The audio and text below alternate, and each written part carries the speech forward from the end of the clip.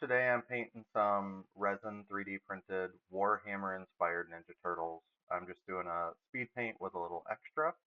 I started with black base coat on the minis and then I white dry brushed on top. Right now I am using a Army Painter speed paint pork skin green to just cover all the armor as a pretty much a base coat.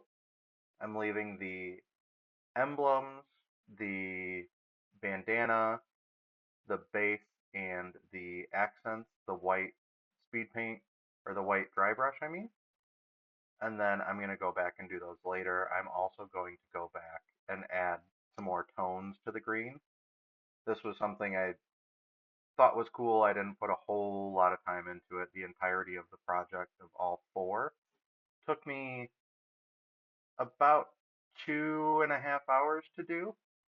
So we'll say 35 minutes a mini, pretty good from nothing to tabletop ready, which is why I like speed paint for things that I'm not going to use a lot that are probably just going to sit in my mini storage.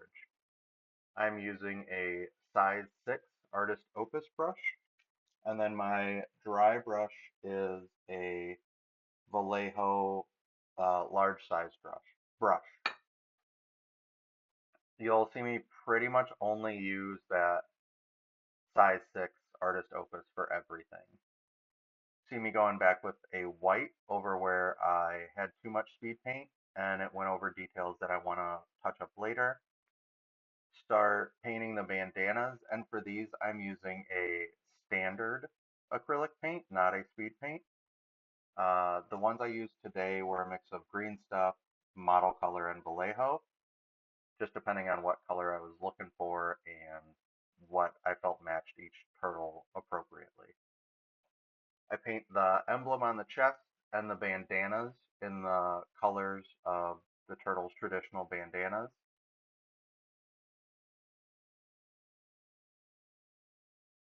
Just using, like I said, standard acrylics. It was a one coat because, again, these will probably just sit in a mini thing and pretty much never get used, but I wanted them to still look kind of neat.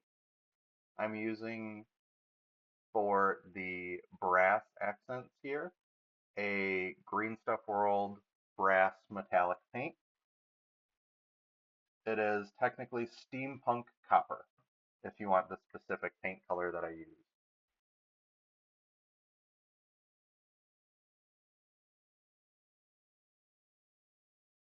Using that steampunk copper, get all the little edge highlights on the pauldrons, the shoulder pads, whatever you have them, and then the tubes coming around on the turtle's suits. And then there's on three of the four almost like a peak of the helmet, and I painted those as well to just give it a little accent color. Going back with greens and whites, touching up where I screwed up, finishing all the little cracks and crevices because I am relatively new in my mini painting time. I had a steady clip for a while and just got out of it because of time and am getting back into it and try to paint every day now.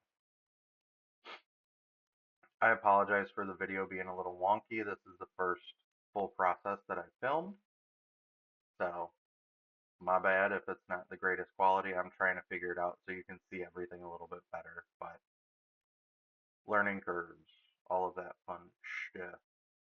Oh, I'm also using that steampunk brassy copper color to do the bottom of the boots on each of the turtles where the boot makes contact with the base.